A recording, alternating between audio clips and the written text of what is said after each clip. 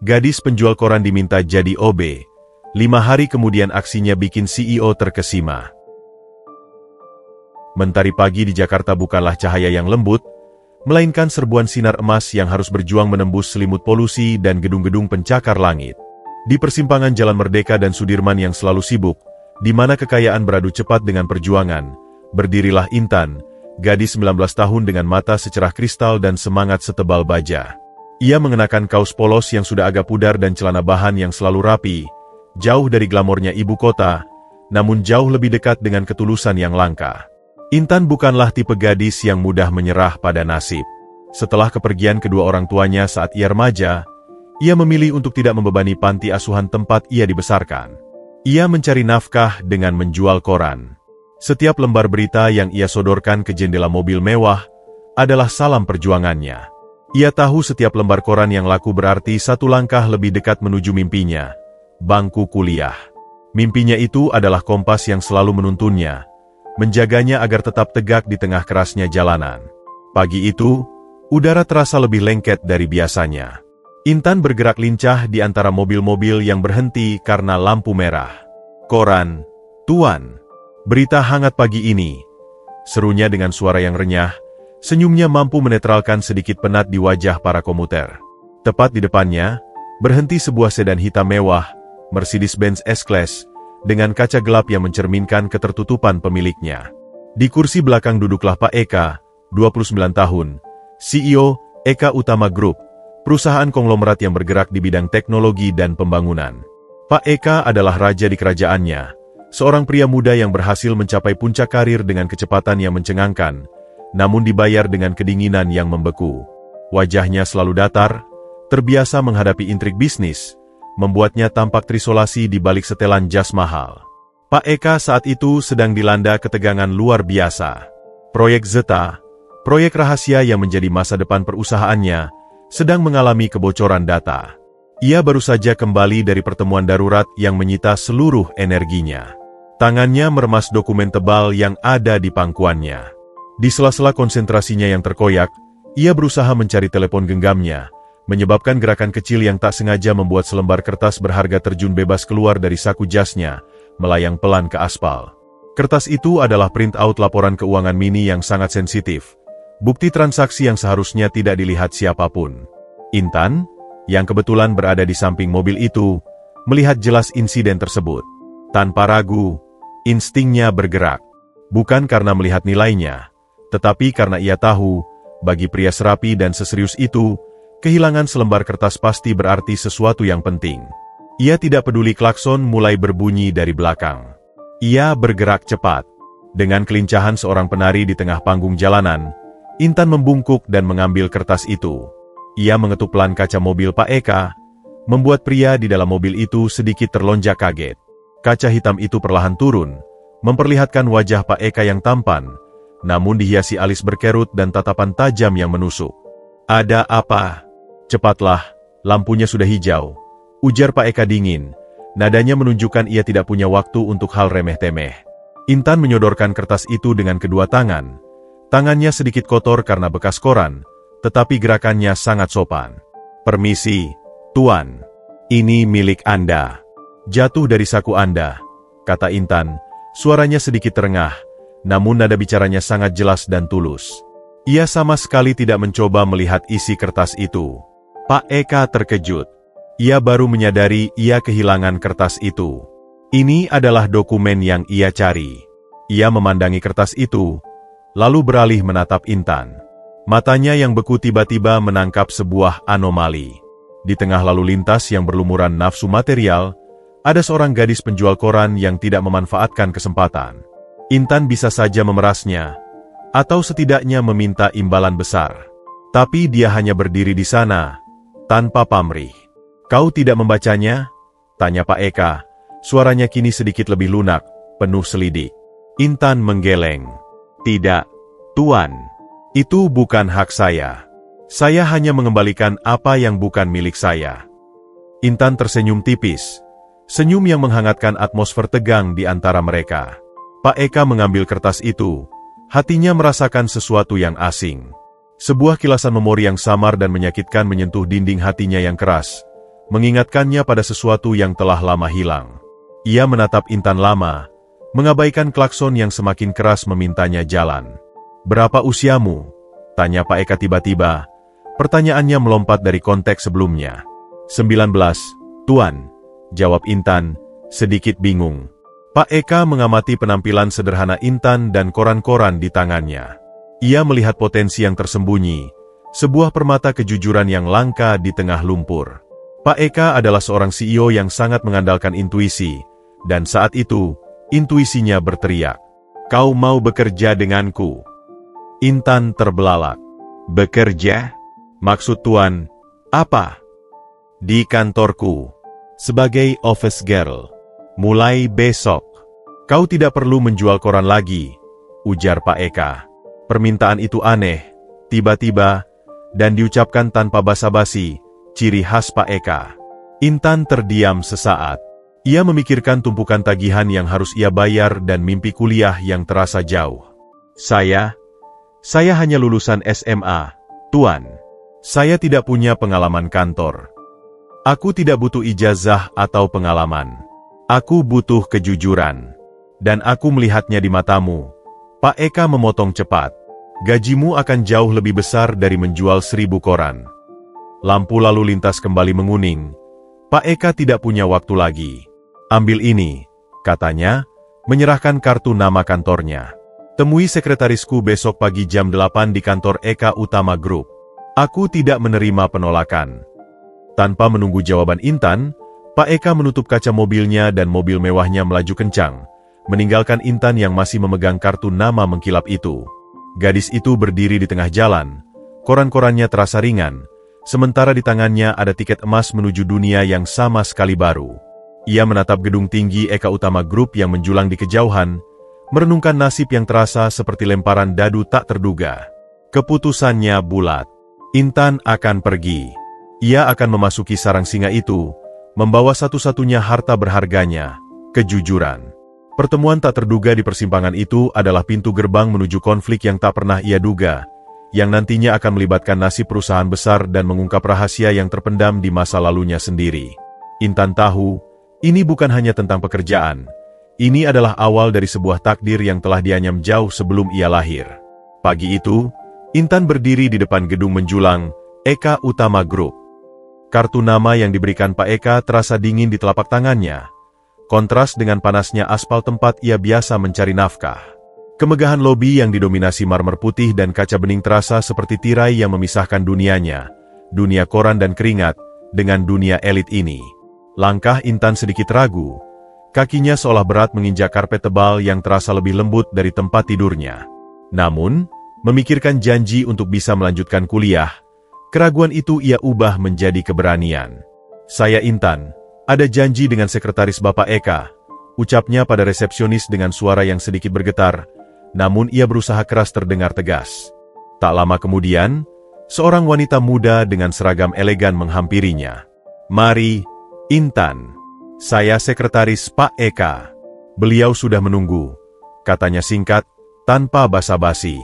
Intan dibawa ke lantai teratas, di mana kantor Pak Eka berada. Udara di sana terasa sejuk, berbau mahal, dan sunyi. Jauh sekali dari riuh rendah persimpangan jalan. Di ruang tunggu yang mewah, Pak Eka sudah menunggunya, ditemani oleh seorang pria paruh baya yang tampak ramah dan berwibawa. Pria itu adalah Pak Dimas, tangan kanan Pak Eka, kepala operasional perusahaan. "Tepat waktu, Intan," sapa Pak Eka, nadanya datar seperti biasa. "Duduklah." Intan duduk di tepi sofa, mencoba menyembunyikan kegugupannya. "Ini Pak Dimas," lanjut Pak Eka. "Beliau yang akan mengawasi pekerjaanmu sehari-hari. Tugasmu, seperti yang kubilang, adalah office girl. Bersihkan ruanganku, ruang rapat, dan pastikan semuanya berjalan lancar. Kau akan mulai sekarang." Pak Dimas menyambut Intan dengan senyum yang sangat lebar. Senyum itu terasa terlalu ramah. Topeng keramahan yang membuat Intan sedikit waspada. "Selamat datang di tim, Intan," kata Pak Dimas sambil menjabat tangan Intan. "Jangan khawatir. Pekerjaannya mudah. Tapi, seperti yang Pak Eka katakan, ini adalah perusahaan besar. Kami menghargai privasi dan kerahasiaan lebih dari segalanya. Pak Eka menyela, tatapannya menembus mata Intan. Aku mempekerjakanmu bukan karena pengalamanmu, Intan. Aku mempekerjakanmu karena kau mengembalikan kertas sensitif itu tanpa meminta imbalan. Kejujuran adalah mata uang yang paling berharga di sini, bahkan lebih berharga dari proyek miliaran. Kau mengerti? Mengerti, Pak Eka. Saya akan menjaga kepercayaan ini dengan sungguh-sungguh, jawab Intan mantap. Kali ini, suaranya tidak bergetar.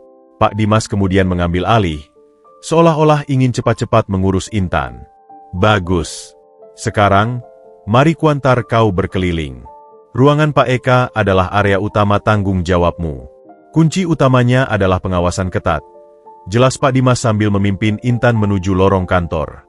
Intan dibawa ke ruangan Pak Eka yang sangat luas, dengan jendela kaca yang membentang dari lantai ke langit-langit, menawarkan pemandangan seluruh kota. Di satu sisi, ada meja kerja besar yang selalu diselimuti tumpukan dokumen. Meja ini adalah altar kerahasiaan, bisik Pak Dimas. Suaranya mendadak berubah menjadi lebih pelan dan serius. Kau boleh membersihkannya, tapi jangan pernah menyentuh dokumen. Jika ada yang berserakan, biarkan saja. Paham? Kami tidak mau ada salah ambil atau salah lihat. Intan mengangguk. Baik, Pak. Hanya membersihkan debu, bukan dokumen. Tepat sekali. Dan ini, Dimas menunjuk ke arah tumpukan amplop tertutup di sudut meja. Ini selalu di sana. Jangan pernah dipindahkan. Jangan pernah dipedulikan. Intan merasakan ada penekanan aneh dalam kata-kata Pak Dimas. Ia hanya bisa mengangguk dan mengamati detail ruangan itu.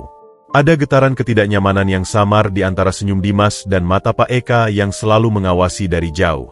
Satu lagi, Intan, Pak Dimas melanjutkan, saat mereka keluar dari ruangan Pak Eka.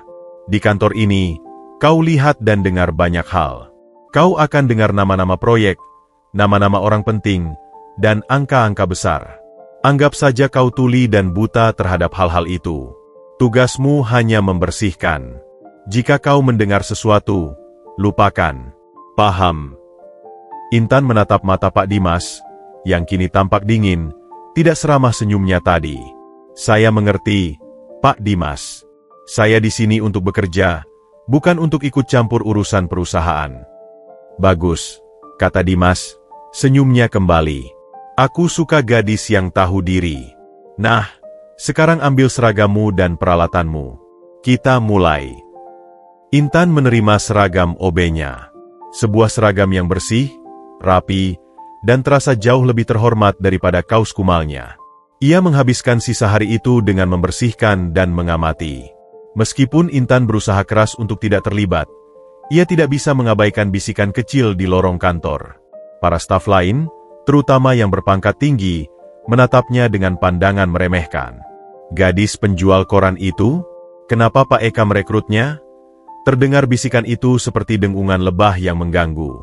Intan hanya menunduk, fokus pada pelnya. Ia tahu ia harus membuktikan diri. Sore menjelang.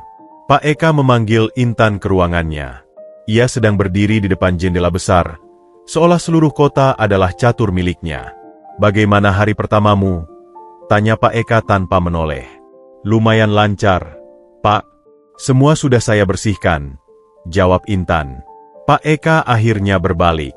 Ia meletakkan 2 flash drive di mejanya. Satu berwarna hitam, satu lagi berwarna perak.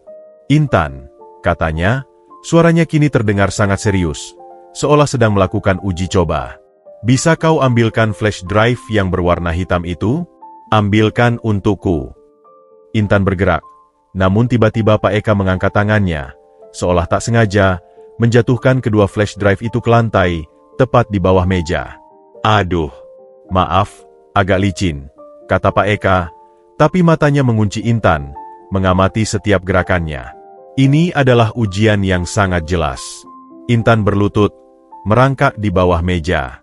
Ia meraih flash drive hitam, namun ia melihat flash drive perak itu sedikit terbuka, memperlihatkan sedikit bagian dalamnya. Intan hanya fokus pada perintah Pak Eka. Ia mengambil yang hitam, lalu berdiri tegak. Ini, Pak. kata Intan sambil menyerahkan flash drive hitam itu. Ia sama sekali tidak menyebutkan yang perak, apalagi melihat isinya. Pak Eka menerima flash drive itu. Dalam hatinya, ia merasa sedikit lega. Gadis ini, setidaknya di permukaan, sejalan dengan prinsipnya. Bagus. Sekarang kau boleh pulang. Besok, kerjakan hal yang sama, katanya, mengakhiri percakapan seolah-olah Intan adalah mesin yang dihidupkan dan dimatikan. Intan berjalan keluar dari gedung itu saat senja mulai menyelimuti.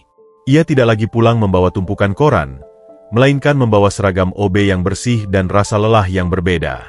Ia tahu, ia baru saja melewati pintu yang mengarah pada labirin rumit. Dan di persimpangan hatinya, ia merasakan ada dua tarikan yang berbeda, ketulusan Pak Eka dan senyum mencurigakan Pak Dimas. Ia kini resmi menjadi bagian dari Eka Utama Group, sebuah buku yang baru ia buka. Dan tanpa ia sadari, satu bab ke depan akan segera mempertemukannya dengan sebuah catatan yang akan mengubah arah cerita hidupnya secara total. Intan menutup matanya, mengambil napas dalam-dalam. Aku harus bertahan, bisiknya, meyakinkan dirinya sendiri bahwa kejujuran adalah perisai terbaiknya. Hari kedua Intan sebagai office girl di Eka Utama Group terasa berbeda. Kaki Intan kini lebih lincah bergerak, tangannya lebih terampil membersihkan, namun kewaspadaannya justru semakin meningkat. Ia berusaha keras menjadi bayangan di kantor itu, terlihat tapi tidak diperhatikan, sesuai permintaan Pak Dimas. Intan menyadari, di balik kemewahan ini, ada permainan yang senyap dan tegang. Pagi itu, Intan mulai dengan tugas utamanya, membersihkan ruangan Pak Eka. Saat ia menyeka debu di meja besar sang CEO, ia merasakan tatapan Pak Eka yang mengikutinya. Intan hanya menunduk, fokus pada kain lapnya, seolah-olah ia sedang mengikuti sebuah ritual kebersihan yang sakral. Intan, panggil Pak Eka, suaranya mengagetkan Intan. Ya, Pak. Banyak orang di sini yang tidak setuju dengan keputusan saya mempekerjakanmu. Mereka melihatmu sebagai orang luar yang tidak memiliki keahlian. Kau tahu itu, kan? Tanya Pak Eka, nadanya bukan menghakimi, melainkan menguji. Intan berhenti membersihkan. Ia mengangkat wajahnya. Saya tahu, Pak. Saya mendengar bisikan mereka. Tapi saya di sini bukan untuk membuktikan diri kepada mereka. Saya di sini untuk membuktikan kejujuran saya kepada Bapak. Pak Eka diam sejenak. Wajahnya menunjukkan sebuah pertimbangan yang rumit. Bagus. Lanjutkan pekerjaanmu. Intan kembali menekuni pekerjaannya. Namun, kali ini fokusnya tertuju pada sudut meja, di mana Pak Dimas kemarin menekankan agar ia tidak memindahkan tumpukan amplop. Tumpukan itu kini bertambah tinggi, dan di bawahnya, ia melihat sesuatu yang berbeda. Sebuah secari kertas kecil yang terlipat rapi, tersembunyi seolah sengaja ditaruh di sana, hampir terselip di celah papan meja. Jantung Intan berdebar. Ia tahu ia seharusnya mengabaikannya. Ini adalah peringatan keras Pak Dimas.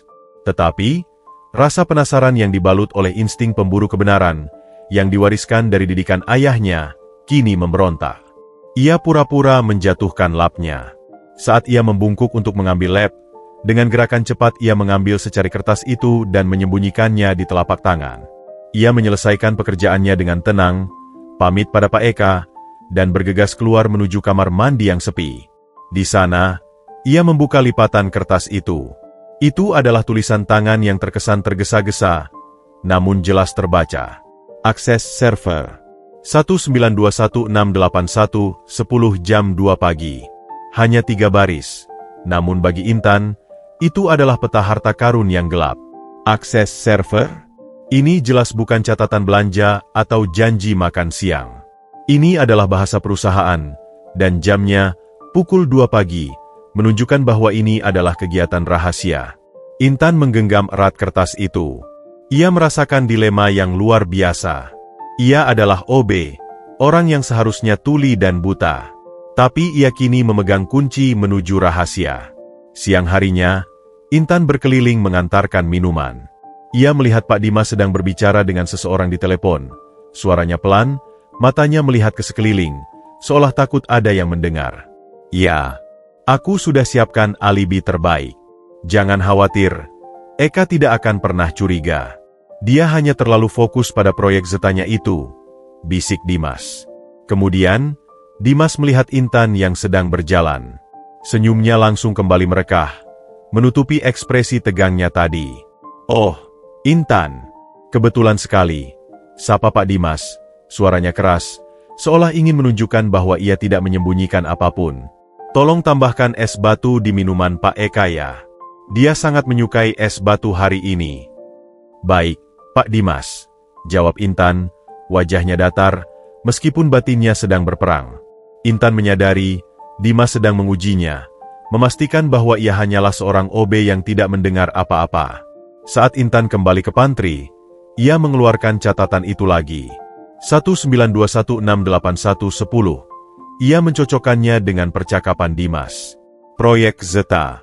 Apakah ini saling terkait? Intan mengingat kata-kata Pak Eka, "Aku butuh kejujuran." Ia juga mengingat pesan ayahnya, kebenaran itu seperti cahaya. Jika ia mengabaikan catatan ini, ia mengkhianati dirinya sendiri dan kepercayaan yang telah diberikan Pak Eka, meskipun kepercayaan itu masih dalam tahap pengujian. Malam harinya, di rumah kontrakannya yang kecil, Intan tidak bisa tidur. Pikirannya dipenuhi oleh kode itu. Ia sadar, jika ia bertindak, ia akan mempertaruhkan pekerjaan barunya, dan bahkan mungkin keselamatannya. Jika catatan itu ternyata hanya lelucon atau kode internal yang tidak penting, ia akan dipecat karena melanggar privasi. Namun, jika catatan itu benar-benar mengarah pada sabotase yang melibatkan proyek Zeta, masa depan perusahaan yang telah memberinya kesempatan ini bisa hancur. "Aku harus tahu.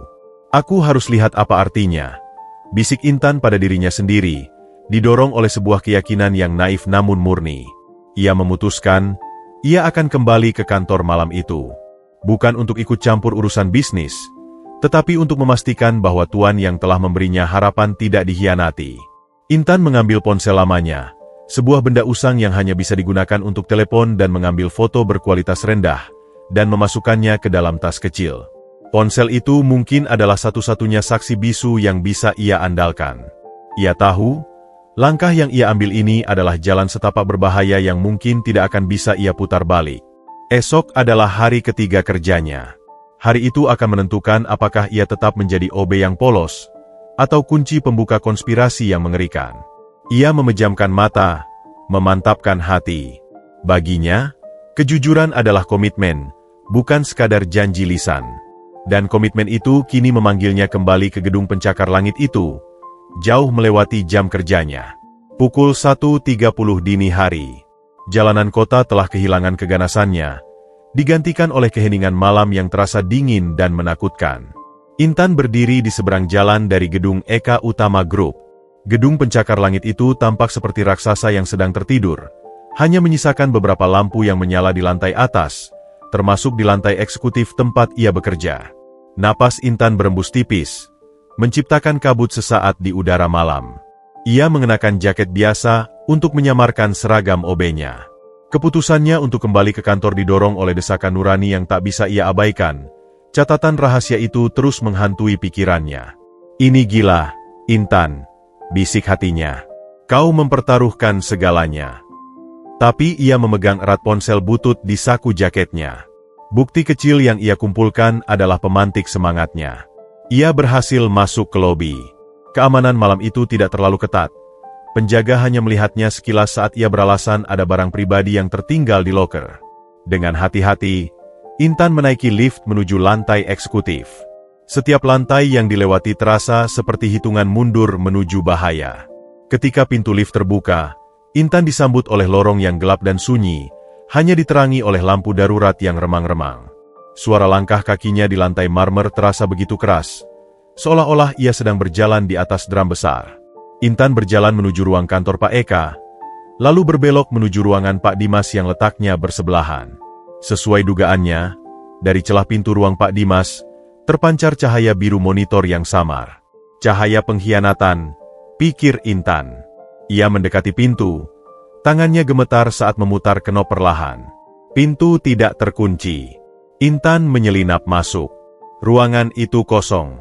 Pak Dimas tidak ada di sana. Namun, komputernya menyala, dan di layarnya terbuka sebuah program transfer data. Jendela Kemenprompt menunjukkan bahwa data dalam jumlah besar sedang dipindahkan dari sebuah sumber yang sangat rumit. Intan mengenali alamat IP yang tertera, 192168110, persis seperti yang tertulis di catatan yang ia temukan. Jantung Intan berpacu tak karuan. Ia kini berdiri di tengah kebenaran yang mengerikan. Ia melihat nama folder yang sedang ditransfer, meskipun terenkripsi, labelnya jelas berbunyi, Proyek Zeta_Final_Dam. Ya Tuhan! Bisik Intan, mulutnya tertutup rapat oleh tangan. Ia tahu ia harus bertindak cepat. Waktu yang tertera di catatan itu, pukul 2 pagi, hampir tiba. Ini adalah jendela kritis. Intan mengeluarkan ponselnya. Layarnya yang kecil dan cahayanya yang redup, harus ia tangani dengan hati-hati agar tidak menarik perhatian dari luar. Ia mengarahkan lensa ponsel ke layar monitor Pak Dimas. 1 kali jepretan. 2 kali jepretan. Ia mengambil beberapa sudut, memastikan bahwa alamat IP, nama folder, dan status transfer terlihat jelas. Ponsel itu mungkin butut, tetapi ia berfungsi sebagai pedang kecilnya. Tepat setelah jepretan ketiga, saat Intan menarik napas lega, ia mendengar suara yang membekukan darahnya. Pintu lift terbuka. Intan langsung mematikan layar ponselnya dan menyelinap di bawah meja kerja Pak Dimas. Ruangan itu tidak memiliki banyak tempat bersembunyi, dan meja itu adalah satu-satunya benteng yang ia miliki. Langkah kaki terdengar mendekat. Bukan langkah yang terburu-buru, melainkan langkah santai dan percaya diri. Pak Dimas. Dia kembali. Pak Dimas memasuki ruangannya. Intan bisa melihat sepatu pantofelnya yang mengkilap tepat di depan wajahnya. Pak Dimas terdengar bergumam pada dirinya sendiri. Ah, sudah hampir selesai. Tepat waktu. Kemudian, Intan mendengar suara telepon diaktifkan. Pak Dimas mulai berbicara dengan suara yang sangat pelan, hampir berbisik, tetapi dalam keheningan malam, suara itu menghantam telinga Intan. Halo. Ya, transfer sudah 95%. Semua data proyek Zeta sudah kami siapkan di server cadangan. Tinggal tunggu waktu eksekusi. Terdengar suara tawa pelan dari Pak Dimas. Tawa yang dingin dan penuh kemenangan.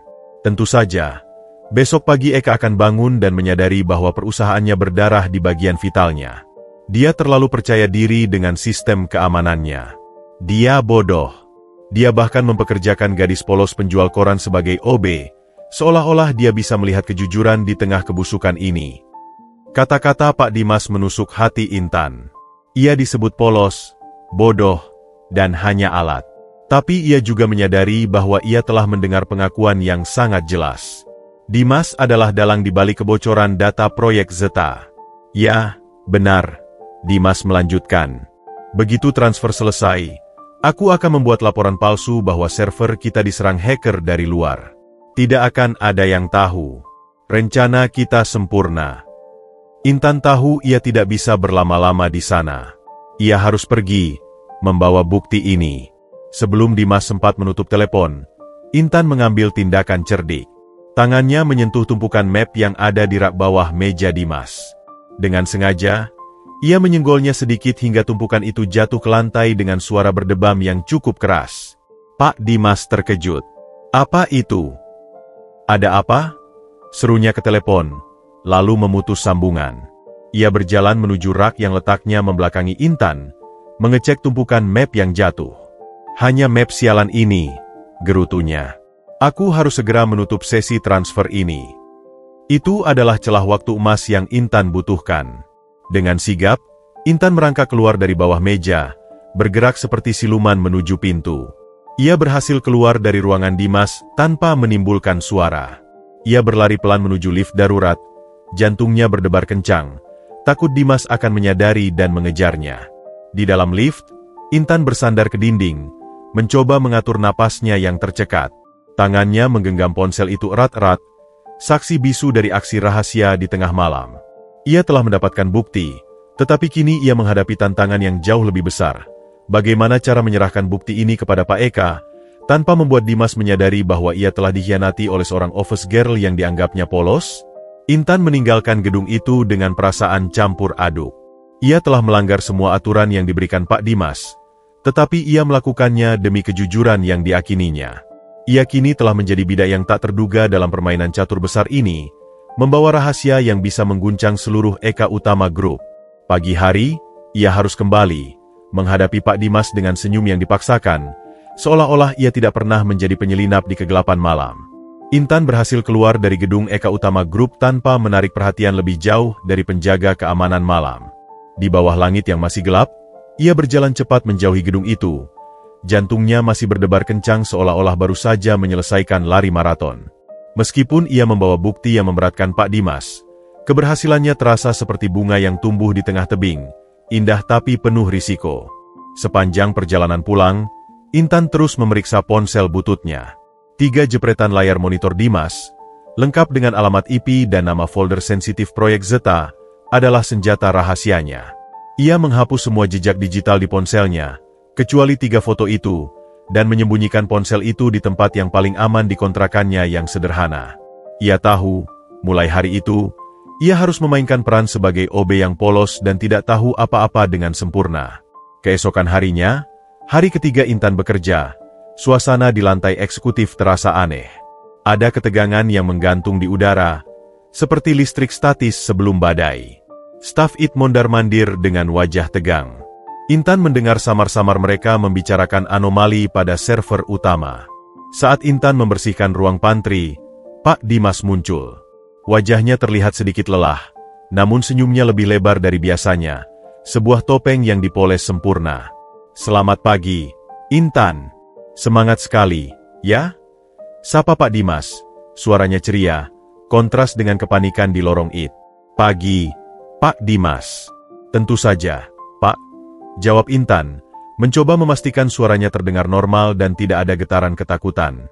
Ia menatap mata Dimas, mencari tanda-tanda kecurigaan, tetapi pria itu terlihat sangat percaya diri. "Semalam kau pulang larut? Kau lupa sesuatu?"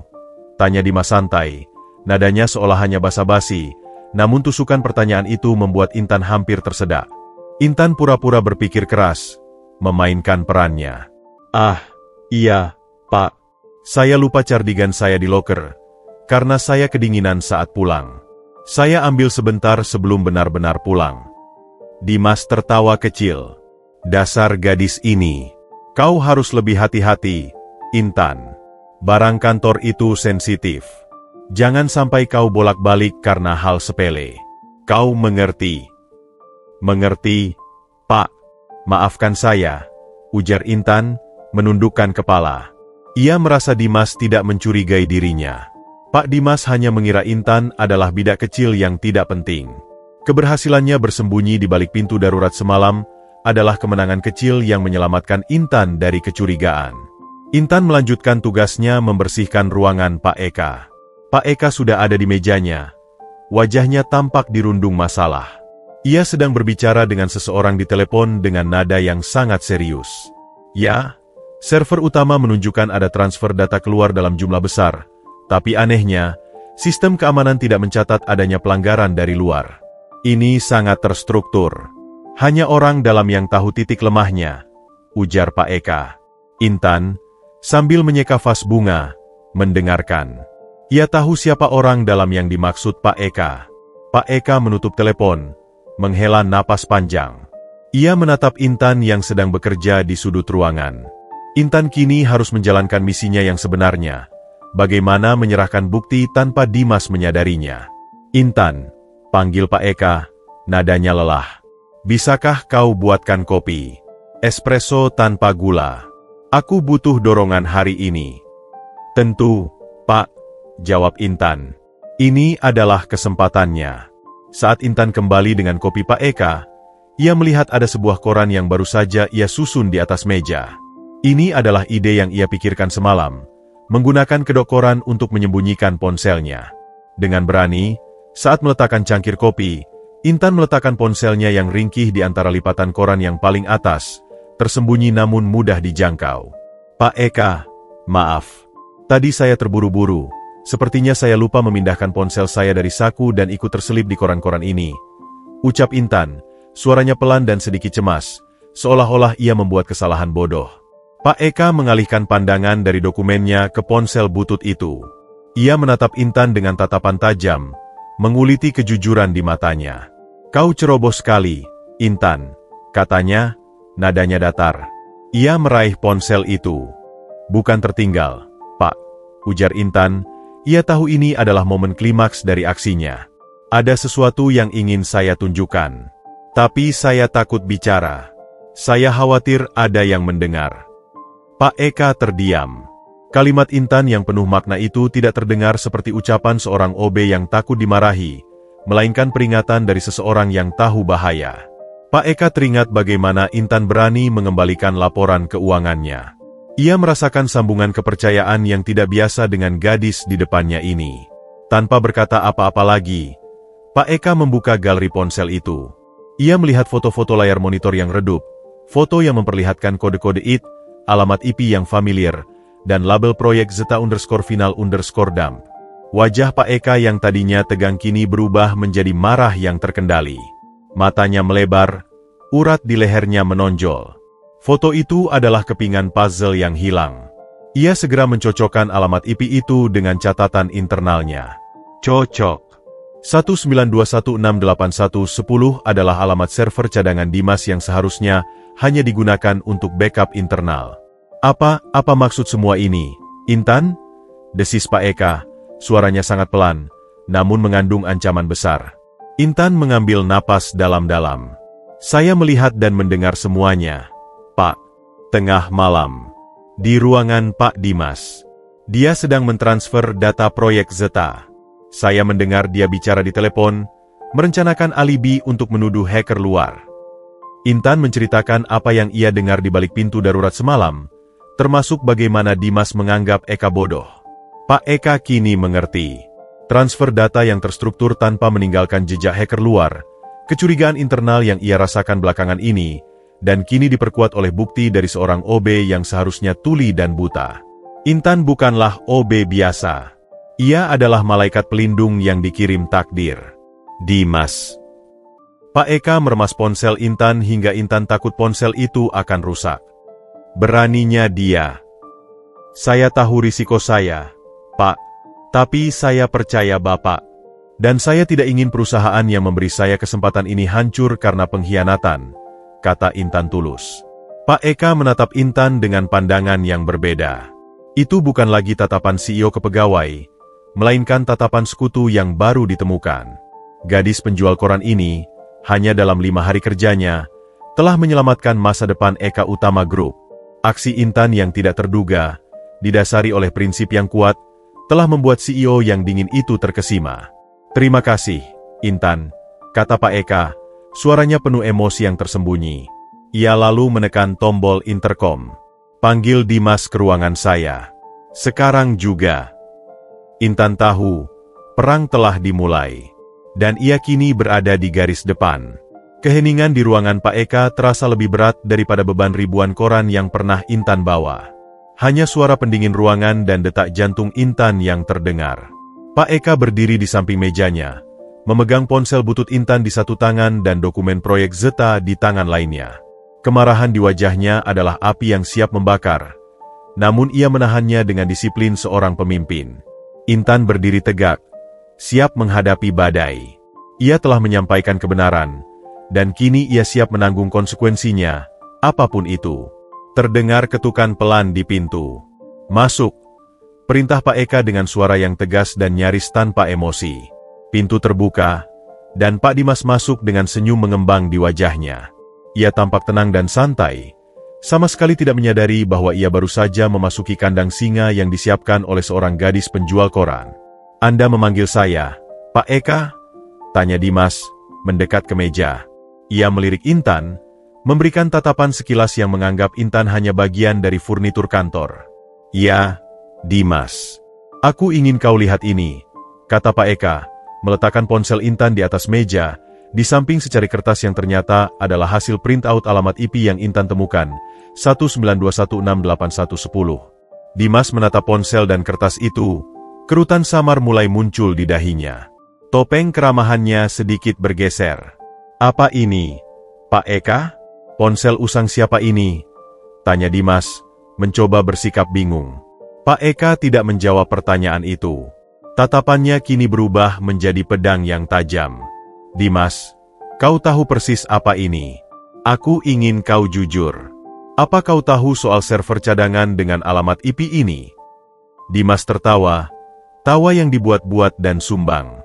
Tentu saja saya tahu, Pak Eka. Itu adalah server lama untuk backup data sekunder. Sudah jarang dipakai, mungkin hacker iseng yang menggunakannya. Dan kau tahu siapa pemilik ponsel ini? Potong Pak Eka cepat, menunjuk ke arah Intan. Dimas melirik Intan dengan sedikit kekesalan. Tentu saja, si gadis OB, Intan. Kenapa? Pak, apa dia mengklaim menemukan sesuatu? Intan tidak mengklaim, Dimas. Intan membuktikan, ujar Pak Eka, suaranya kini naik 1 oktav. Ia mendorong ponsel itu ke arah Dimas, memaksanya melihat 3 foto di galeri. Dimas menunduk. Matanya membesar saat melihat foto-foto layar Kemen Prompt dan folder yang jelas bertuliskan proyek Zeta_Final_Dam. Senyumnya langsung rontok dari wajahnya, digantikan oleh kepanikan yang tersembunyi. Namun, ia adalah seorang profesional dalam permainan ini. Ia tidak boleh goyah. Dengan cepat, Dimas menguasai diri.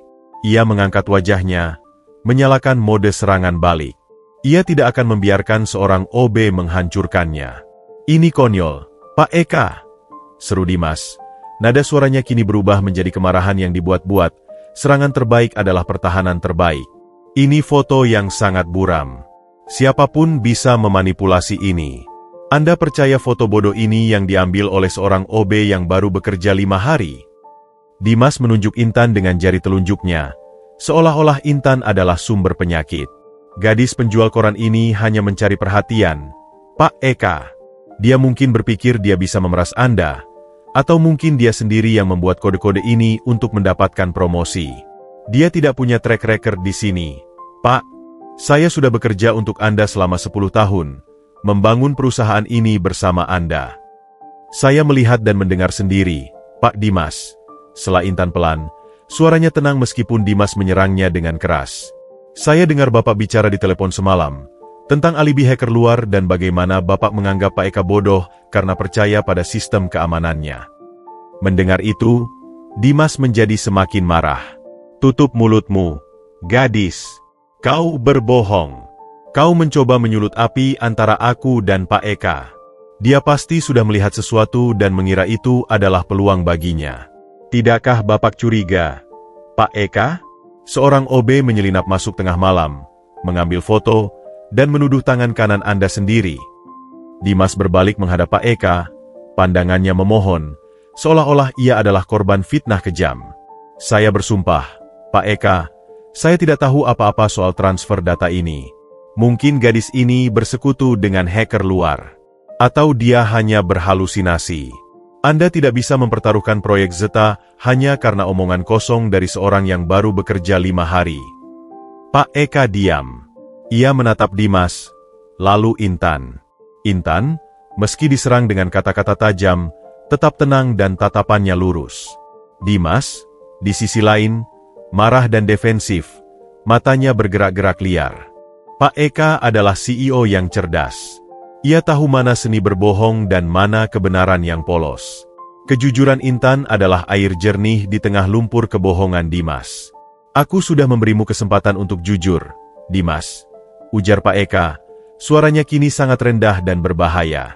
Tapi kau memilih untuk menyerang kebenaran. Namun, Dimas kembali menyangkal, kali ini dengan intonasi yang lebih tajam. Saya tidak menyerang kebenaran, Pak Eka. Saya mempertahankan reputasi saya. Jika Bapak memecat saya hanya berdasarkan fitnah gadis ini, maka Bapak akan menjadi bahan tertawaan seluruh dewan direksi.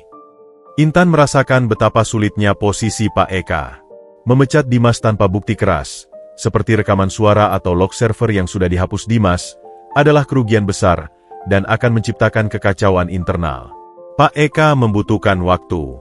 Pak Eka menghela napas panjang, seolah-olah ia akhirnya menyerah pada argumen Dimas. Mungkin kau benar, Dimas. Mungkin aku terlalu sensitif karena proyek Zeta. Mungkin aku terlalu cepat percaya pada instingku. Wajah Dimas seketika bercahaya.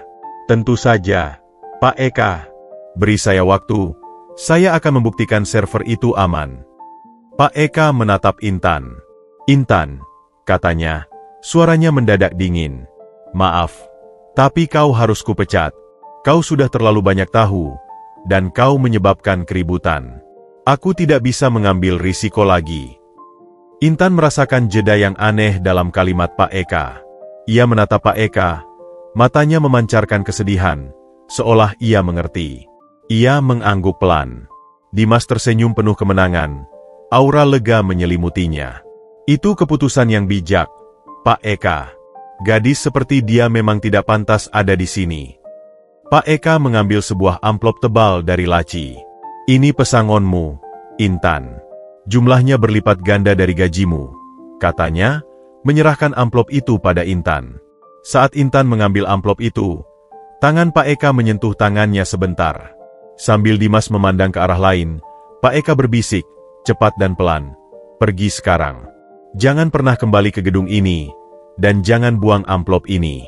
Tunggu teleponku. Intan mengangguk kecil, menandakan ia mengerti. Ini adalah sandiwara. Ini adalah sinyal rahasia Pak Eka. Ia membalikkan badan untuk pergi. Dimas berjalan ke arah pintu untuk membukakannya dengan senyum merendahkan. Selamat tinggal, Intan. Kembali saja ke jalanan. Dunia kantoran terlalu rumit untukmu, sindirnya. Intan berhenti di ambang pintu. Ia menoleh ke Pak Eka. Air mata sedikit menggenang, namun ia berusaha menahannya. Saya tidak butuh uang pesangon, Pak Eka, katanya, suaranya tegas dan menyentuh. Saya hanya ingin Bapak tahu. Saya datang dengan kejujuran, dan saya pergi dengan keyakinan bahwa kebenaran itu pasti menang. Semoga proyek Zeta Bapak baik-baik saja. Kalimat itu adalah proklamasi Intan. Pak Eka, melihat ketulusan murni itu, merasakan ikatan yang kuat dengan gadis ini. Ia tahu, Intan adalah kunci untuk membongkar Dimas sepenuhnya.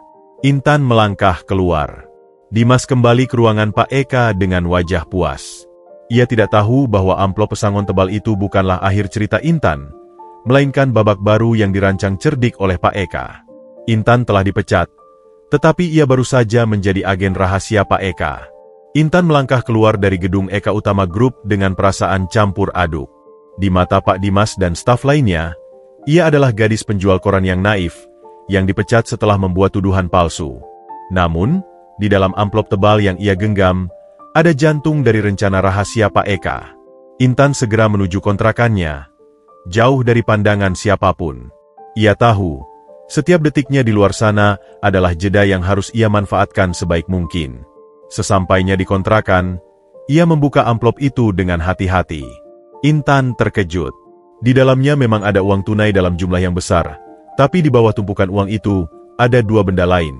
Sebuah keycard kantor cadangan dengan akses level tinggi, dan sebuah USB flash drive kecil berwarna perak, persis seperti yang sempat Pak Eka jatuhkan saat mengujinya di hari kedua. Sebuah kertas kecil terselip, bertuliskan tangan Pak Eka. Ini bukan pesangon. Ini adalah alat untuk kebenaran. Pukul 22, kau akan menerima instruksi lewat jalur aman yang ada di flash drive ini. Kau satu-satunya yang kutemukan jujur, Intan. Kita butuh sandiwara ini agar Dimas lengah. Jangan mengecewakanku. Membaca pesan itu, Intan merasakan gelombang kelegaan dan adrenalin. Ia tidak dipecat. Ia direkrut ke dalam tim rahasia Pak Eka. Intan kini mengerti mengapa Pak Eka berpura-pura dingin dan menuruti argumen Dimas. Itu adalah strategi cerdas untuk membuat Dimas merasa menang dan menghentikan pengawasan ketatnya terhadap Intan. Intan menyentuh keycard itu. Itu adalah kunci kedua menuju gedung pencakar langit, kali ini dengan misi yang jauh lebih penting daripada sekadar membersihkan debu. Pukul 22 tiba. Intan memasukkan flash drive perak itu ke laptop pinjaman dari tetangganya.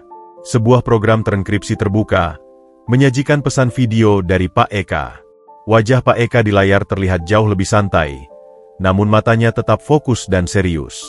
Topeng CEO yang dingin itu kini terbuka sedikit. Intan, jika kau melihat ini, berarti sandiwara pemecatan kita berhasil membuat Dimas percaya diri, ujar Pak Eka. Dimas telah menghapus log server utama. Kita tidak punya bukti keras untuk menuntutnya, kecuali kesaksianmu dan foto dari ponselmu. Tapi, ini tidak cukup untuk Dewan Direksi. Pak Eka menjelaskan rencananya. Flash drive ini berisi malware pelacak yang telah saya desain. Kita tahu Dimas menggunakan server cadangan di lantai eksekutif. Malam ini, dia pasti akan kembali untuk memfinalisasi transfer data ke pembeli. Sekarang dia merasa aman. Intan mendengarkan dengan saksama, menyerap setiap detail instruksi. Kau harus kembali ke kantor pukul 1.30 dini hari. Gunakan keycard itu. Masuk ke ruangan Dimas. Masukkan flash drive ini ke komputernya dan jalankan programnya. Program ini akan mencari koneksi Dimas dengan pihak luar, melacak data proyek Zeta, dan mengirimkan log tersebut ke sistem keamanan pusat kami secara otomatis. Kau hanya punya waktu 5 menit sebelum program otomatis Dimas mendeteksi adanya plugin yang asing. Wajah Pak Eka di layar tampak cemas. Ini risiko besar, Intan. Jika kau tertangkap, aku akan menyangkal semua ini demi melindungimu dan rencananya. Apa kau siap? Intan menatap layar. Ia bisa saja menolak, mengambil uang pesangon itu, dan kembali ke jalanan dengan status yang lebih baik. Tapi, ia teringat mata Pak Dimas yang penuh kebencian dan kebohongan, serta tatapan Pak Eka yang memohon kepercayaan. Kejujuran adalah tali yang mengikatnya pada misi ini. Siap, Pak Eka. Saya akan melakukannya, bisik Intan, seolah menjawab sumpah. Pukul 1 dini hari. Intan kembali ke gedung Eka Utama Group. Kali ini, ia tidak menyelinap dengan alasan konyol. Ia menggunakan keycard khusus yang berkedip hijau, membuka pintu akses khusus di bagian belakang, persis seperti yang diinstruksikan Pak Eka. Ia mengenakan pakaian yang sama dengan saat ia menyelinap sebelumnya, jaket tebal, dan flash drive perak itu disembunyikan di dalam telapak tangannya. Ketika ia sampai di lantai eksekutif, suasananya sama sunyi dan gelapnya dengan malam sebelumnya. Intan berjalan menuju ruangan Pak Dimas. Benar saja, lampu monitor kembali menyala. Ia mendorong pintu perlahan. Pak Dimas ada di sana, duduk di kursinya, matanya fokus pada layar, wajahnya diterangi cahaya monitor. Dia sedang menyelesaikan aksi pengkhianatannya. Intan terkejut. Sial, dia lebih cepat dari dugaanku, pikirnya. Dimas tidak melihat Intan yang hanya berdiri membeku di ambang pintu. Intan menarik napas. Ia harus menggunakan naluri penjual koran yang berani untuk bertindak. Ia bergerak mundur sedikit, lalu dengan sengaja menjatuhkan botol air minum bekas yang ia bawa. Klak! Suara itu memecah keheningan total di lantai eksekutif. Dimas terlonjak kaget. Ia berbalik. Matanya menyipit melihat Intan di ambang pintu. Intan, apa yang kau lakukan di sini? Aku sudah memecatmu, seru Dimas. Suaranya dipenuhi amarah dan ketakutan karena tertangkap basah.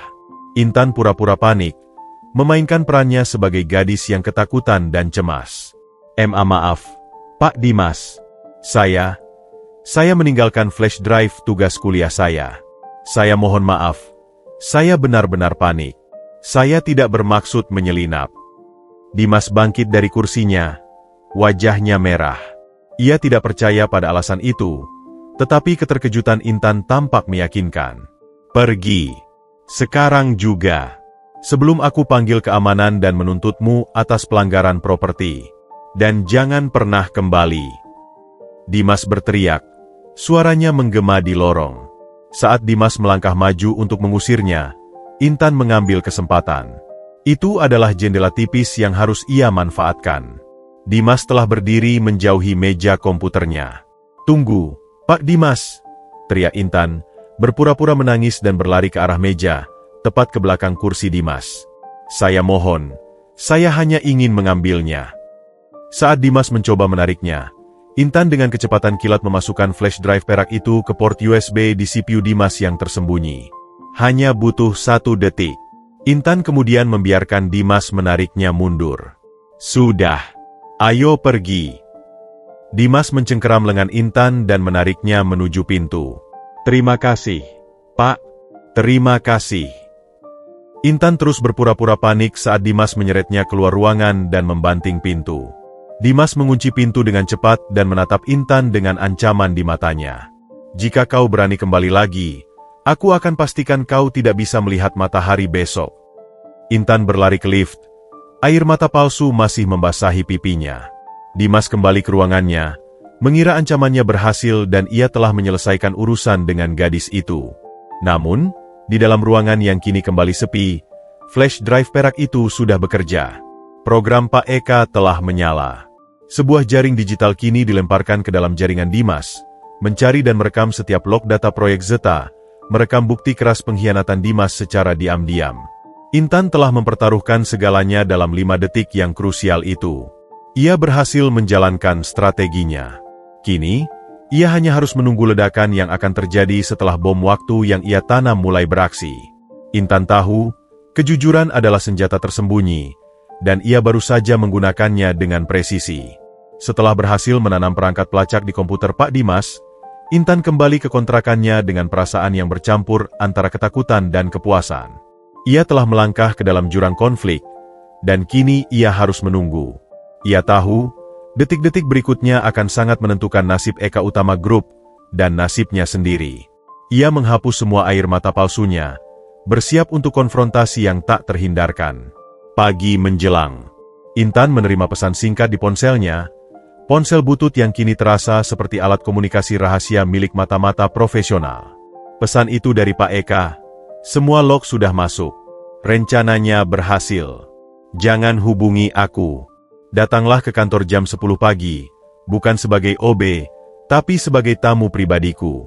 Gunakan pakaian terbaikmu. Intan terkejut. Pakaian terbaik? Ia hanya punya satu setel blus dan rok yang ia simpan untuk acara penting, warisan dari almarhum ibunya.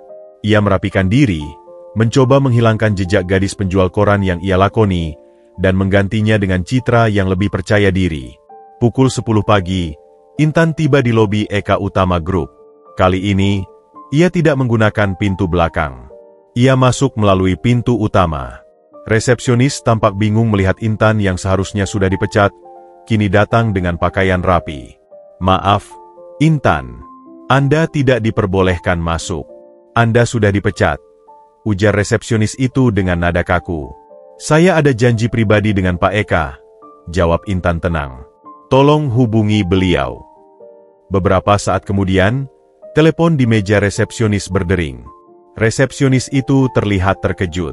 Silakan, Nona Intan. Pak Eka sudah menunggu Anda di ruang rapat utama. Intan melangkah memasuki lift, meninggalkan bisikan dan tatapan penasaran di lobi. Ketika pintu lift terbuka, ia langsung diarahkan ke ruang rapat utama. Ruangan itu didesain untuk konfrontasi, meja panjang, kursi-kursi mewah, dan pencahayaan yang terang benderang. Di sana, sudah duduk Pak Eka, wajahnya tampak lebih rileks, namun matanya tetap waspada. Di seberang meja, duduklah Pak Dimas, yang terlihat sangat tegang. Raut wajahnya menunjukkan ia baru menyadari ada sesuatu yang tidak beres, seolah kunci sandiwaranya telah dicuri. Silakan duduk, Intan. Sapa Pak Eka, isyaratnya mengundang Intan duduk di kursi tepat di sampingnya, posisi yang menempatkannya sebagai sekutu, bukan OB. Pak Dimas menatap Intan dengan pandangan membakar. Apa maksudnya ini, Pak Eka? Mengapa gadis ini ada di sini? Saya pikir Anda sudah mengusirnya. Pak Eka tersenyum tipis, senyum yang terasa dingin. Tentu saja. Tapi aku memanggilnya kembali. Dia adalah saksi utama dalam kasus ini, Dimas. Kasus apa? Saya sudah bilang, dia adalah pembohong dan manipulator. Pak Eka, Anda tidak bisa mendengarkan dia. Bukankah log server sudah bersih? Bukankah saya sudah tunjukkan tidak ada pelanggaran dari dalam? Dimas berbicara dengan nada tinggi, mencoba menciptakan badai untuk menutupi kelemahannya. Pak Eka meletakkan sebuah tablet di meja, memutarnya menghadap Dimas. Di layar tablet itu, terpampang jelas hasil scan data, log koneksi, dan yang paling mematikan, rekaman waktu transfer data yang dilakukan Dimas tadi malam. Log server memang sudah bersih, Dimas. Tapi log dari perangkat pelacak yang sengaja kutanam di server cadanganmu, tidak bisa berbohong. Kata Pak Eka, suaranya kini penuh kuasa dan tanpa kompromi. Tepat pukul 1.45 dini hari, ada koneksi dari komputermu ke server luar negeri, dan transfer data yang masif. Data itu adalah proyek Zeta. Dimas melihat layar tablet itu. Kepanikannya tidak bisa lagi disembunyikan. Wajahnya langsung pucat pasi. Ia menatap Intan. Matanya menyala penuh kebencian. Ia menyadari, gadis OB itu, yang ia anggap remeh, adalah kunci yang digunakan Eka untuk menjebaknya. Kau. Dimas menunjuk Intan dengan tangan gemetar. Kau yang menaruh sesuatu di komputerkanku tadi malam. Sandiwara air mata itu. Kau mengkhianatiku. Saya tidak mengkhianati Bapak, Pak Dimas. Jawab Intan tenang, suaranya lembut, namun menusuk. Saya hanya setia pada kebenaran. Bapak yang mengkhianati kepercayaan Pak Eka dan perusahaan ini. Pak Eka, Anda dengar. Dia mengakui menyelinap dan mencuri. Anda tidak bisa menggunakan bukti yang didapat secara ilegal. Ini semua adalah perangkap. Dimas mencoba membela diri, namun suaranya mulai bergetar. Perangkap itu perlu, Dimas. Karena kau adalah musang yang bersembunyi di kandang ayam, balas Pak Eka tajam. Ia menekan sebuah tombol. Pintu ruang rapat terbuka, dan 2 orang keamanan masuk, berdiri di belakang Dimas. Bayangan mereka menutupi Dimas. Semua sudah berakhir. Dimas. Tim IT sudah memulihkan data Zeta yang sempat kau kirim keluar berkat log yang dikirim perangkat itu. Kami juga punya rekaman CCTV yang memperlihatkanmu mengutak-atik server cadangan setiap malam. Dimas mendongak. Matanya yang marah bertemu dengan mata Pak Eka. Tawa pahit tiba-tiba keluar dari mulutnya. Tawa yang terdengar seperti retakan kaca. Kau menang, Eka. Dimas mengakui. Namun nadanya tidak menunjukkan kekalahan total. Tapi kau tahu, ini bukan hanya soal uang. Aku sudah lelah hidup di bawah bayangan ayahmu. Aku pantas mendapatkan perusahaan ini. Dan kau, Intan, kau benar-benar tidak tahu apa-apa, kan? Ini adalah pengantar menuju klimaks yang sesungguhnya. Intan menatap Dimas, merasa bingung. Maksud Bapak? Plot twist, klimaks Dimas mengeluarkan sebuah foto lama, lusuh dan terlipat, dari saku jasnya. Ia melemparkannya ke meja, mendarat tepat di depan Intan. Lihat baik-baik, Intan. Dimas mendesis, matanya penuh kebencian. Ayahmu menghancurkan ayahku, dan aku akan menghancurkanmu. Tapi aku ingin kau tahu kenapa. Lihatlah wanita di foto ini. Ini ibuku, dan di sebelahnya, ada wanita yang terlihat sangat mirip denganmu. Tahukah kau bahwa ibumu yang dulu bekerja di sini, dan ibumu juga yang melaporkan ayahku? Foto itu menunjukkan 2 wanita muda, satu wanita tampak anggun, satu wanita lagi, yang sangat mirip dengan Intan, tersenyum cerah. Intan merasa seluruh darahnya tercekat. Ia tahu wajah itu. Itu adalah wajah ibunya yang ia kenal dari foto-foto lama yang ia simpan. Pak Eka bangkit berdiri. Wajahnya kini menunjukkan kepedihan, bukan lagi amarah. Ia menatap Dimas dengan tatapan yang penuh penyesalan. Diam, Dimas. Jangan melibatkan masa lalu. Seru Pak Eka. Tidak, Eka. Dia harus tahu. Gadis penjual koran yang kau anggap malaikat kejujuran ini adalah anak dari kehancuran keluargaku. Dan karena kebodohanmu, kau mempekerjakan putri musuh ke dalam perusahaanmu sendiri. Dimas berteriak. Suaranya pecah, meledakkan semua dendam yang ia simpan selama bertahun-tahun. Intan menatap foto itu, lalu ke Pak Eka. Ia tidak pernah tahu siapa ibunya yang sebenarnya, selain hanya seorang ibu yang jujur dan baik hati. Kini, kebenaran tentang masa lalunya menghantamnya seperti ombak besar, menghubungkan takdirnya dengan perusahaan dan CEO yang baru ia kenal. Ia bukan hanya seorang OB, ia adalah simpul rahasia dendam yang terpendam. Ruangan rapat utama tiba-tiba terasa seperti pusat gempa. Kata-kata Pak Dimas menggema, meninggalkan keheningan yang mematikan. Intan terpaku pada foto lusuh di meja. Foto ibunya, yang ia kenali dengan jelas, berdiri di samping seorang wanita lain, terhubung erat dengan pria yang baru saja menuduhnya sebagai putri musuh. Wajahnya pucat pasi. Seluruh keberanian yang ia kumpulkan selama 5 hari ini seolah terkikis oleh pengakuan yang mengejutkan itu. Ibu? Bisik Intan, suaranya tercekat. Ia menatap Pak Eka, matanya memohon penjelasan. Pak Eka menghela napas panjang. Ekspresi marahnya kepada Dimas kini melunak menjadi kesedihan yang mendalam. Ia memberi isyarat kepada petugas keamanan untuk membawa Dimas keluar. Dimas, yang kini sudah kehabisan peluru dan hanya bisa menatap Intan dengan dendam, diseret keluar ruangan. Setelah pintu tertutup dan keheningan kembali berkuasa, Pak Eka duduk kembali, menundukkan kepala. Ia terlihat seperti seseorang yang sedang membawa beban bertahun-tahun di pundaknya. "Duduklah, Intan," kata Pak Eka. Suaranya sangat lembut, jauh dari nada CEO yang biasa ia gunakan. "Ada banyak hal yang perlu kau ketahui. Ini bukan lagi soal proyek Zeta, tapi soal takdir." Intan duduk, merasa seperti akarnya sendiri sedang dicabut. "Apa benar, Pak Eka? Apa benar ibu saya ada hubungannya dengan kehancuran keluarga Pak Dimas?" Pak Eka mengangguk perlahan. "Ya, Intan, itu benar. Ibumu, Dewi," sebutnya nama yang Intan jarang dengar. "Ibumu dulu bekerja di perusahaan ayahku sebagai auditor internal. Dia sangat cerdas dan, yang paling penting, sangat jujur. Sama sepertimu." Pak Eka mulai menceritakan kisah yang terasa seperti dongeng tragis masa lalu. Ayahnya, pendiri Eka Utama Group, sangat menghormati kejujuran. Ayah Dimas, yang saat itu menjabat sebagai kepala keuangan, adalah sosok yang sangat dipercaya, seperti tangan kanan bagi ayah Pak Eka. "Tapi ibumu, Dewi, menemukan sesuatu," lanjut Pak Eka, tatapannya menerawang. "Dia menemukan adanya fraud dalam pembukuan perusahaan, skema penggelapan uang yang dilakukan ayah Dimas.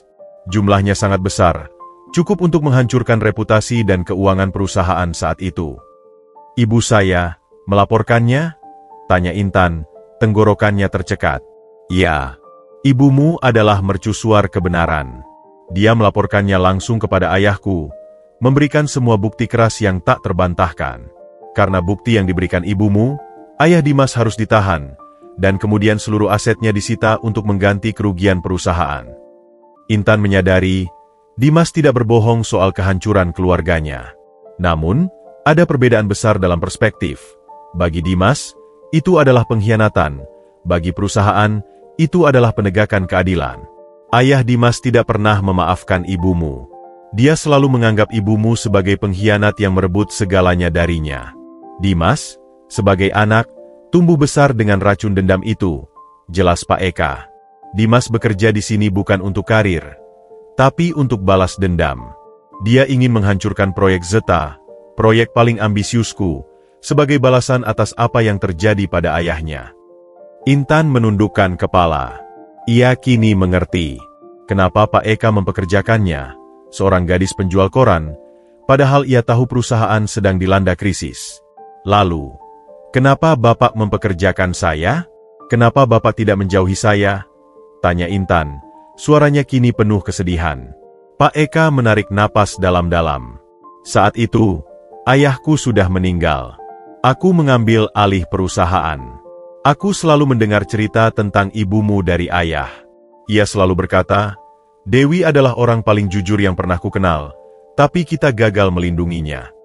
Ayahku merasa bersalah seumur hidup karena setelah kasus itu, ibumu diancam, ditekan, dan terpaksa meninggalkan kota ini untuk menghindari bahaya." Pak Eka menatap Intan dengan mata yang kini berkaca-kaca. "Saat kau mengembalikan laporan keuanganku di persimpangan jalan, dengan mata yang bersih dan senyum tulus itu, kau adalah salinan sempurna ibumu. Bahkan, gestur kejujuranmu saat mengembalikan kertas itu, persis seperti yang sering ayahku ceritakan tentang ibumu. Aku mempekerjakanmu, Intan, bukan hanya untuk mengujimu. Aku mempekerjakanmu karena aku sudah mencarimu bertahun-tahun. Aku tahu ibumu meninggal karena sakit, dan aku ingin melunasi utang moral ayahku. Aku ingin memastikan darah kejujuran ibumu tidak sia-sia. Aku ingin membantumu. Aku Pak Eka," suaranya bergetar. Intan tak kuasa menahan tangis. Air mata hangat menetes, bukan karena sedih, tapi karena haru yang luar biasa. Ia akhirnya tahu kebenaran yang sesungguhnya tentang ibunya, bahwa ibunya adalah seorang pahlawan kejujuran, bukan sekadar kenangan. Bapak mencari saya?" Intan hampir tidak percaya. "Ya, aku melihat kejujuran di matamu, dan aku tahu, Dimas pasti akan mencoba menyakitiku melalui kelemahan internal. Dan ternyata, penawar racun itu adalah kau, Anak dari wanita yang pernah menyelamatkan perusahaan ini sekali, kata Pak Eka. Aku menjebak Dimas agar dia menyerangmu, karena aku tahu, hanya dengan kejujuranmu yang polos, dia akan meremehkanmu dan mengungkap kartu terakhirnya. Intan kini mengerti seluruh alur permainan ini. Ia bukanlah bidak yang dikorbankan, melainkan kunci terakhir yang dibutuhkan untuk mengunci Dimas. Terima kasih, Pak Eka, ucap Intan, suaranya penuh rasa syukur. Saya tidak menyangka, cerita hidup saya ternyata terjalin begitu erat dengan perusahaan ini. Pak Eka tersenyum lembut. Takdir memang punya cara yang misterius, Intan. Sekarang, Dimas sudah ditangani oleh pihak berwajib. Proyek Zeta aman. Dan kau telah mengembalikan kehormatan ibumu dan menyelamatkan perusahaanku untuk kedua kalinya. Meskipun Dimas telah meninggalkan luka yang dalam tentang masa lalu, pengakuan Pak Eka ini adalah salep yang menyembuhkan. Intan tidak lagi merasa kosong. Ia kini memiliki identitas, warisan, dan seorang sekutu yang ternyata telah menjaganya dari jauh. Kisah masa lalunya telah terungkap, dan kini, saatnya menatap masa depan yang baru. Air mata Intan telah mengering, meninggalkan jejak kilau haru di pipinya. Pengakuan Pak Eka di ruang rapat utama, tentang warisan kejujuran ibunya dan utang moral yang dibayar melalui dirinya, telah mengubah seluruh peta kehidupannya. Intan tidak lagi merasa seperti anak yatim piatu yang sendirian.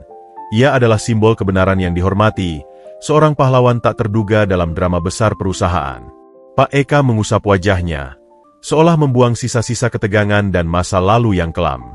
Ia kini menatap Intan, bukan dengan pandangan seorang CEO yang menguji, melainkan dengan tatapan kehangatan seorang pelindung. Sekarang, ceritanya sudah jelas, Intan, kata Pak Eka, suaranya kembali ke nada profesional, namun jauh lebih lembut. Proyek Zeta sudah diamankan. Dimas akan menghadapi konsekuensi hukum atas penggelapan dan sabotase. Reputasi perusahaan berhasil diselamatkan, dan itu semua berkat keberanianmu melanggar perintahku, demi kejujuran. Intan tersenyum tipis. Saya hanya melakukan apa yang harus saya lakukan, Pak Eka. Saya ingat, Bapak bilang kejujuran adalah mata uang paling berharga di perusahaan ini. Dan kau telah membuktikannya, balas Pak Eka, senyumnya kini mekar sedikit, senyum yang jarang sekali ia tunjukkan. Setelah ini, kau tidak perlu lagi kembali ke pekerjaan OB. Itu bukan lagi tempatmu. Lalu, saya harus kemana, Pak Eka? Tanya Intan. Meskipun ia senang konflik besar sudah selesai, ia masih harus menghadapi realitas, mencari nafkah dan mewujudkan mimpi kuliahnya.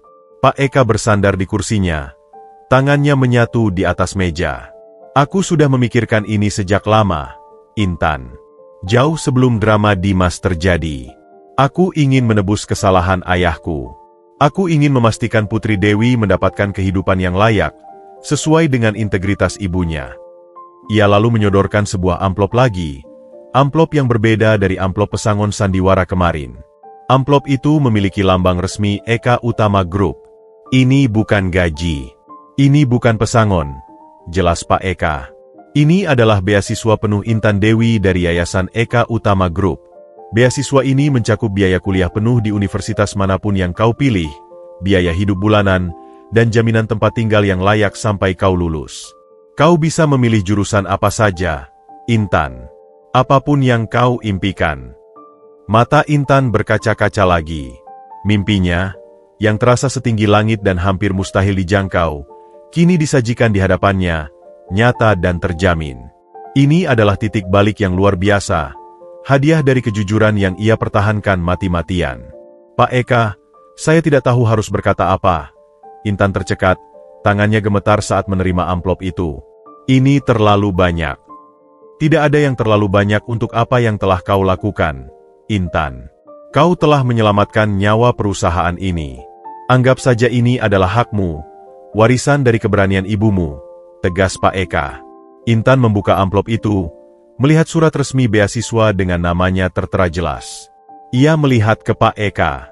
Saya ingin mengambil jurusan hukum bisnis, Pak. Saya ingin belajar bagaimana menegakkan kebenaran melalui jalur legal. Saya tidak ingin ada lagi Dimas-Dimas lain yang menyakiti orang jujur. Pak Eka mengangguk puas. Pilihan yang luar biasa. Gen Dewi mengalir kuat dalam dirimu.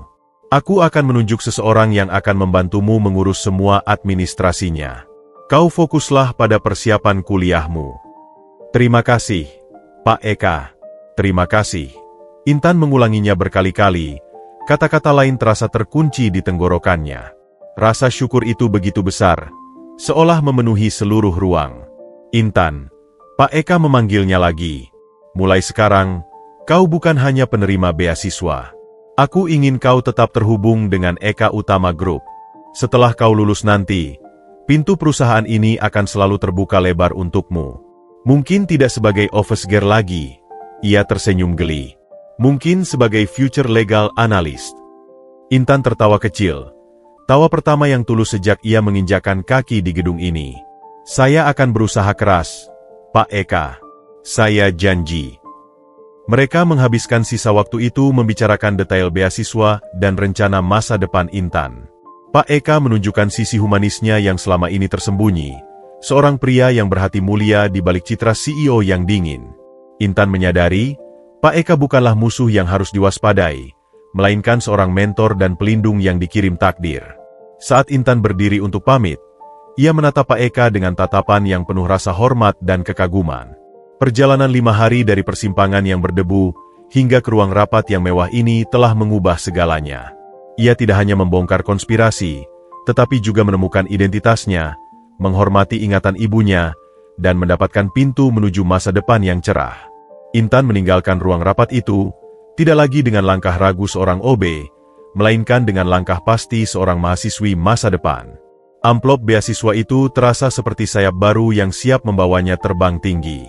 Konflik sudah selesai, dendam sudah dibayar, dan sebuah babak baru, yang menjanjikan kebahagiaan dan keberhasilan, telah dimulai. Ia tahu, meskipun ia akan disibukkan oleh buku-buku dan perkuliahan, ikatannya dengan Eka Utama Group dan Pak Eka tidak akan pernah terputus. Bulan-bulan berlalu setelah konfrontasi dramatis dan pengungkapan masa lalu. Eka Utama Group kembali stabil, luka pengkhianatan Dimas berangsur pulih, dan proyek Zeta berjalan lancar. Sementara itu, kehidupan Intan mengalami revolusi total. Ia meninggalkan kontrakan kecilnya dan pindah ke asrama mahasiswa yang nyaman, sebuah fasilitas yang disediakan Yayasan Eka Utama Group. Intan kini disibukkan dengan tumpukan buku, jadwal orientasi, dan peta kampusnya yang luas. Ia diterima di Fakultas Hukum Universitas terkemuka, persis seperti yang ia impikan. Dari gadis penjual koran yang lincah di persimpangan, Intan bertransformasi menjadi mahasiswi yang tekun, selalu membawa buku tebal dan aura kecerdasan yang menarik perhatian. Namun, ia tidak pernah melupakan asal-usulnya. Ia membawa semangat juang anak jalanan yang tangguh ke dalam kelas. Pada suatu sore yang cerah, Intan duduk di taman kampus, sibuk membaca buku tebal tentang hukum perdata, benteng yang ia yakini akan membantunya menegakkan kebenaran. Tiba-tiba, ia menerima telepon dari nomor yang ia kenali, nomor pribadi Pak Eka. "Halo, Pak Eka?" Sapa Intan, suaranya dipenuhi rasa hormat. "Halo, Intan. Bagaimana perkuliahanmu? Apakah hukum perdata sudah berhasil membuatmu pusing?" Canda Pak Eka, nadanya terdengar ringan dan humoris, sebuah perubahan besar dari CEO yang kaku. Intan tertawa kecil. "Sedikit, Pak. Tapi saya menikmatinya. Saya merasa ini adalah jalan saya. Terima kasih banyak, Pak Eka. Semua administrasi beasiswa sangat lancar." "Bagus. Aku senang mendengarnya. Aku menghubungimu karena ada 2 hal penting. Pertama, tim IT kita berhasil memulihkan semua data yang sempat dicuri Dimas, dan kini kami telah memperkuat sistem keamanan. Perusahaan aman." "Syukurlah, Pak Eka. Itu berita bagus," respons Intan tulus. "Kedua," lanjut Pak Eka, nadanya menjadi sedikit lebih serius.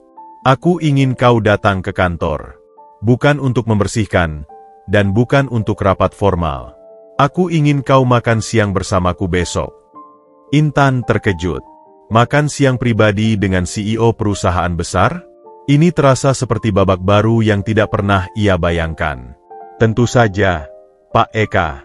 Saya akan datang." "Jam berapa?" "Pukul 1 siang. Datanglah seperti dirimu sendiri, Intan. Tidak perlu formal berlebihan. pesan Pak Eka sebelum menutup telepon. Keesokan harinya, Intan tiba di gedung Eka Utama Group. Kali ini, ia disambut dengan senyum tulus oleh resepsionis. "Selamat datang kembali, Nona Intan." Pak Eka sudah menunggu di restoran private lantai atas. Intan menyadari, statusnya di perusahaan ini sudah berubah total. Ia kini adalah tamu kehormatan, bukan OB yang diabaikan. Intan dibawa ke restoran eksklusif di puncak gedung. Pak Eka sudah duduk di meja dekat jendela yang menyajikan pemandangan kota. Ia terlihat santai mengenakan kemeja kasual yang rapi. "Silakan, Intan. Aku memesankan makanan favorit yang pernah ibumu suka," kata Pak Eka, mengundang Intan duduk.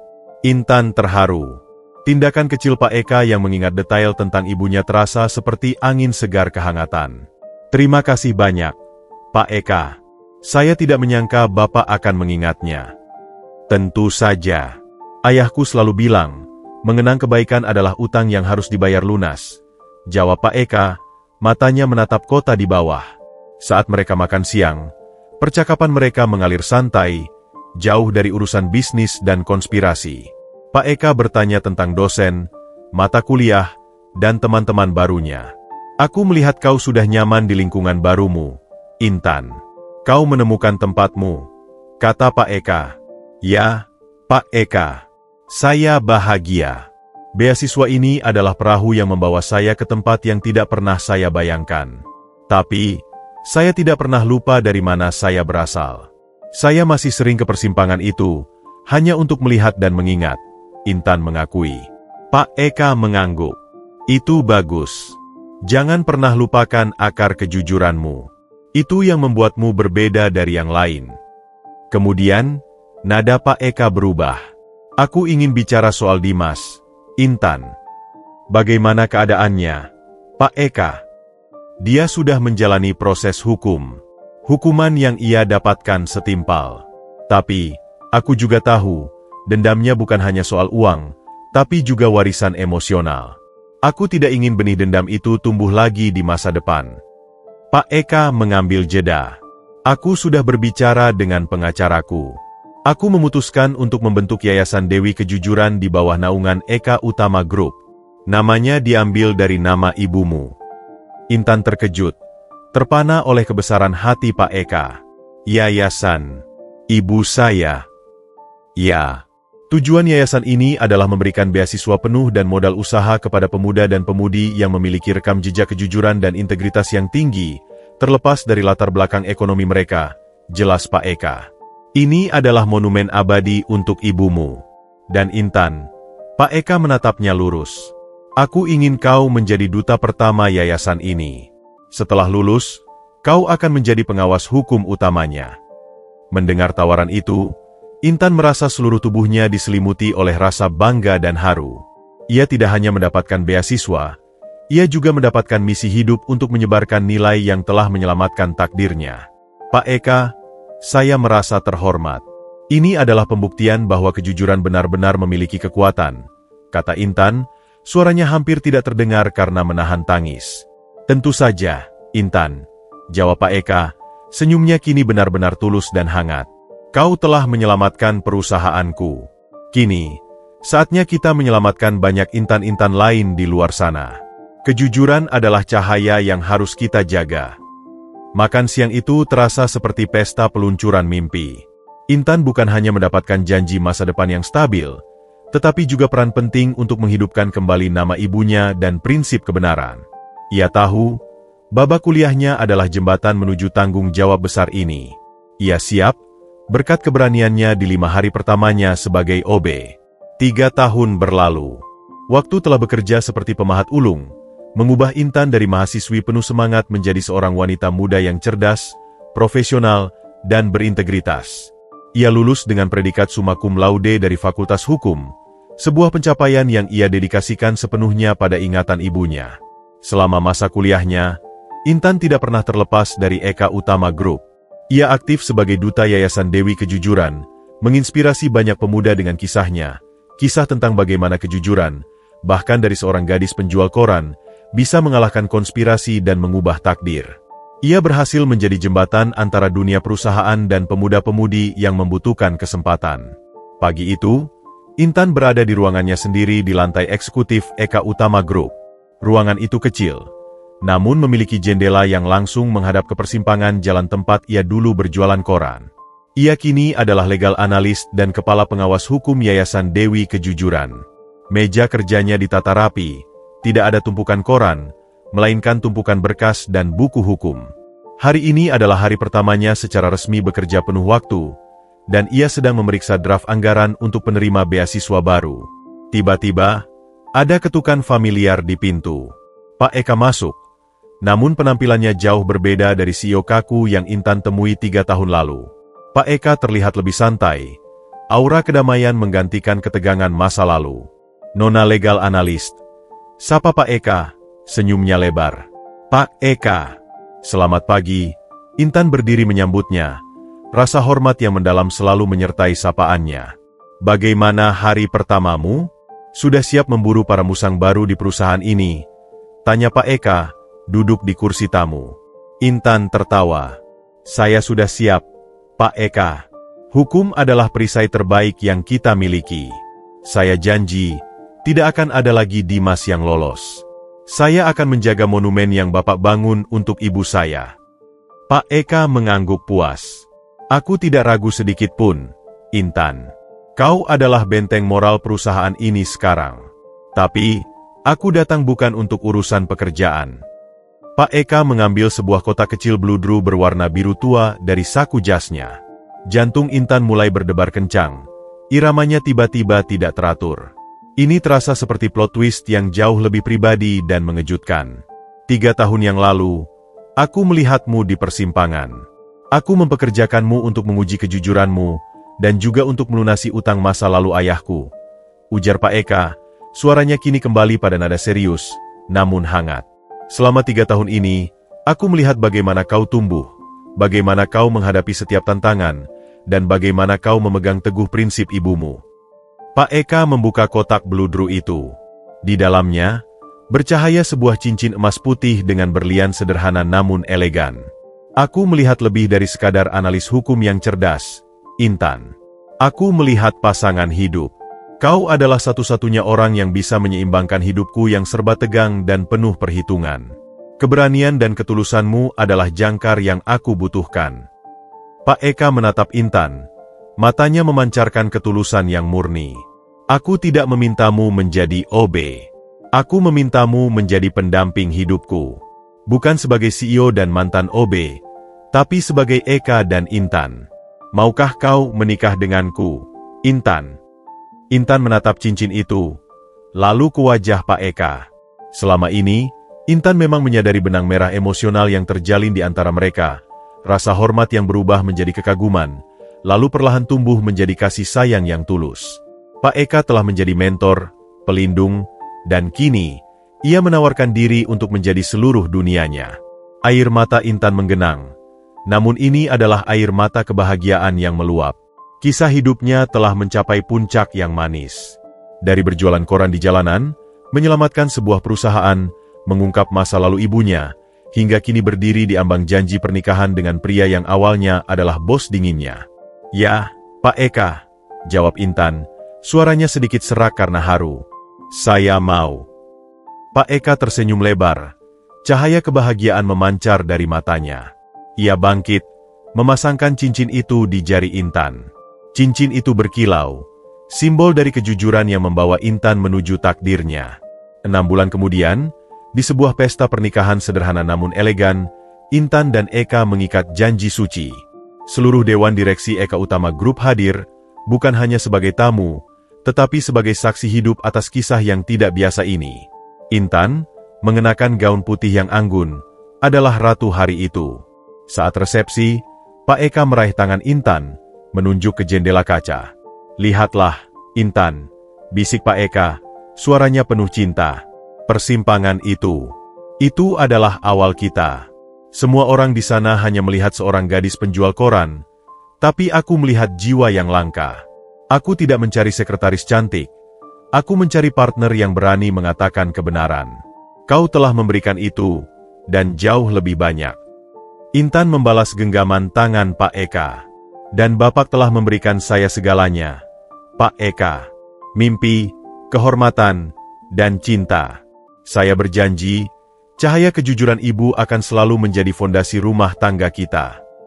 Intan dan Eka hidup bahagia. Intan menjalankan Yayasan Dewi Kejujuran dan terus menegakkan kebenaran di Eka Utama Group, sementara Pak Eka memimpin perusahaan dengan hati yang lebih hangat dan kebijaksanaan yang lebih mendalam, dibimbing oleh prinsip sederhana yang ia temukan dari seorang gadis penjual koran, bahwa kejujuran adalah harta yang tak ternilai. Warisan kejujuran Dewi kini hidup abadi, tidak hanya di sebuah yayasan, tetapi di hati dan takdir Intan, sang gadis yang aksinya bikin CEO terkesima.